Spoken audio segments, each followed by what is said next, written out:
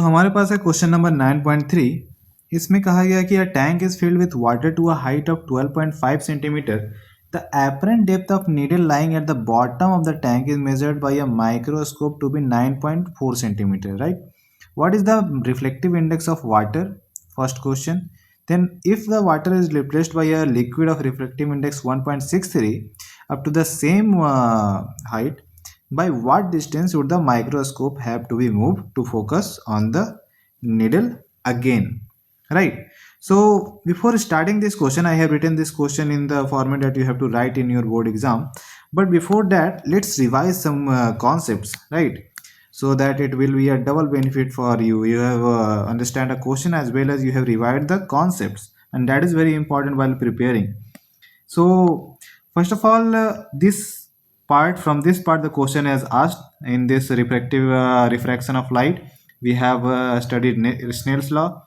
Then we have studied the speed of light in vacuum, speed of light in medium, that is your c by v, and that is also equal to real depth by apparent depth, and that is the question, that is a concept that is used in this question, right? So you have to keep in mind that.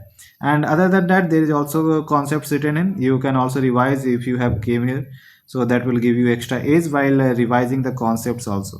So you can pause and revise, right? And let's start the question, solving the question. So first of all, let's see that what is this apparent depth means, right? So suppose this is my eyepiece. Okay, this is my eye, you can say, and there is a container in which a coin is placed here, right here. Here in this container one, I don't have poured any liquid, right? कोई यहाँ पे आपने मैंने जो यहाँ पे है कोई पानी या फिर कुछ भी लिक्विड कुछ भी नहीं डाला है। तो क्या होगा कि आपने देखा होगा पेन अगर कोई पानी में आप डालते हो तो वो थोड़ा सा टिल्टेड दिखाई देता है ना, तो वही चीज़ यहाँ पे हो रहा है। लेकिन क्योंकि कोई पानी नहीं है तो यहाँ पर सीधे आपको जो ये कॉइन है वो आपको उतना ही डेप्थ पे दिखेगा जो कि इसका है, and that is called real depth. Simple. लेकिन जब आप इसी चीज को डाल देते हो एक लिक्विड में तो वहां पे आपका रिफ्रैक्शन हो जाता है। रिफ्रैक्शन होने से क्या होता है कि आपका जो यहाँ पर इमेज रियल डेप्थ में दिख रहा था वो अब थोड़ा सा ऊपर दिखने लगता है यहाँ पे, राइट? तो अगर आपका रिफ्रैक्टिव इंडेक्स ज़्यादा होगा तो ये आपका जो डाइवर्जन है वो ज़्यादा होगा। जैसे इस केस में आप देखो और इस केस में आप देखो, यहाँ पे डाइवर्जन ज़्यादा है, तो मतलब यहाँ का रिफ्रैक्टिव इंडेक्स इस लिक्विड का ज़्यादा है ना? तो जितना ज़्यादा रिफ्रैक्टिव इंडेक्स है उतना ही आपका डाइवर्जन हुआ है, उतना ही ऊपर आपका कॉइन का इमेज बना है, राइट? यहाँ पे आपका कॉइन का इमेज थोड़ा नीचे है और यहाँ पर आपका जो एपरेंट डेप्थ है कॉइन का वो थोड़ा ऊपर है। तो यहाँ पर मान लेते हैं ये जो आपका डेप्थ है वो x है और यहाँ पर जो x1 है और यहाँ पर जो आपका डेप्थ बना है ये आपका x2 बना है, x2 बना है इस लिक्विड के केस में, और आपका रियल डेप्थ जो था वो आपका x था, राइट? सिंपल। तो अब यही चीज़ आपको आप यहाँ पे विजुलाइज कर सकते हो इस क्वेश्चन में। A tank is filled with water to a height of 12.5 centimetre. 12.5 centimetre की हाइट तक उसको फिल कर दिया गया। The apparent depth of a needle lying on the bottom of the tank is measured by a microscope to be 9.4। तो यहाँ पर आपका क्या है, ये जो एक्स आपने मेजर किया वो 9.4 मेजर किया सेंटीमीटर माइक्रोस्कोप से, right? What is the refractive index of water if the water is replaced by a liquid of refractive index of 1.63?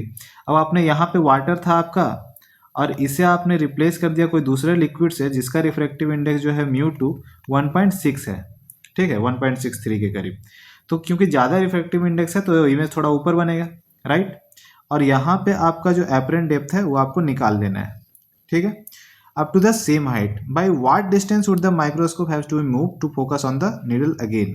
तो क्योंकि आपने देखा होगा आपके लैब में जो माइक्रोस्कोप है, अगर आपने उस पर देखा होगा कभी, तो आपने देखा होगा कि जब हम भी कोई सेल या फिर किसी चीज़ को ऑब्जर्व करते हैं तो यहाँ पर से हम लोग फोकस करते हैं उस चीज़ को, है ना?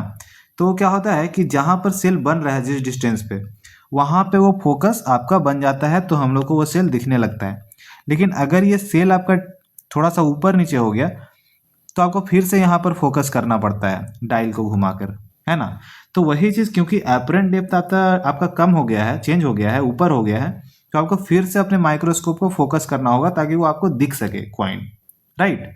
तो ये आपको यहाँ पर इसी का कॉन्सेप्ट यहाँ पे एक और यूज हुआ है कि आपको वो जो एपरेंट डेप्थ है उतना डिस्टेंस डेल्टा एक्स आपको माइक्रोस्कोप शिफ्ट करना होगा। जो इसमें डेल्टा एक्स x2 और x1 में जो चेंज हुआ है वो डेल्टा x1 आपको माइक्रोस्कोप में चेंज करना होगा ताकि आपको फिर से वो फोकस मिल सके।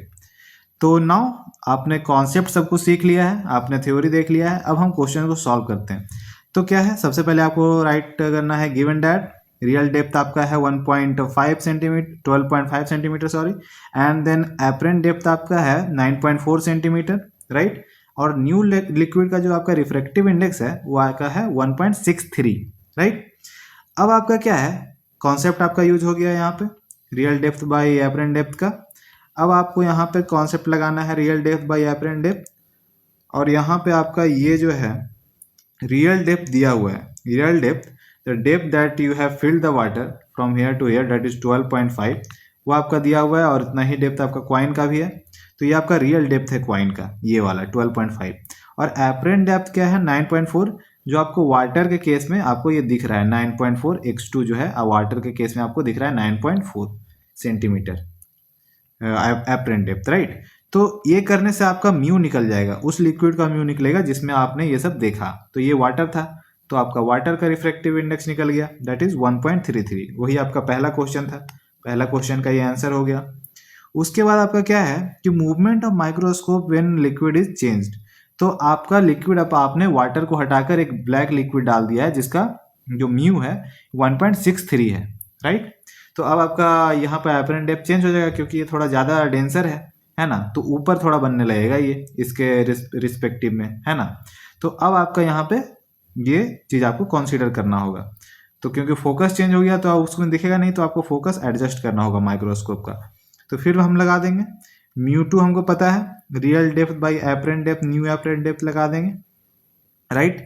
तो यहाँ पर से आपका न्यू एपरेंट डेप्थ आपको नहीं पता था, तो हमने इसे इधर ले आया और इसको हमने इधर ले आया, तो 12.5 जो कि रियल डेप्थ था डिवाइडेड बाय 1.63 जो कि आपका रिफ्रैक्टिव इंडेक्स है उस लिक्विड का, and that will give you 7.67 centimetre, and that is your new apparent depth, right. अब आपका यहाँ पे क्या है, फाइंड डिस्प्लेसमेंट ऑफ माइक्रोस्कोप।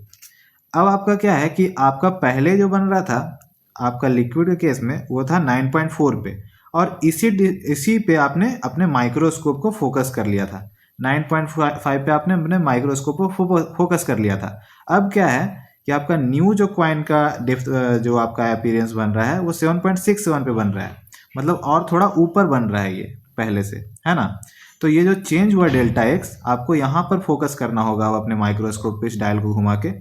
इस कारण से आपको यह बोला गया है कि आपका फोकस कितना चेंज करना होगा, 9.4 माइनस 7.67 डेट इज 1.73 के करीब आपको फोकस अपना चेंज करना होगा, ऊपर करना होगा, and that is the whole concept and answer also of this question, right. Simple, understandable, okay. तो आप यहाँ पर जाते जाते एक बार इसे भी देख सकते हो ताकि आपका साथ साथ ये रिवाइज भी होते जाए रे ऑप्टिक्स।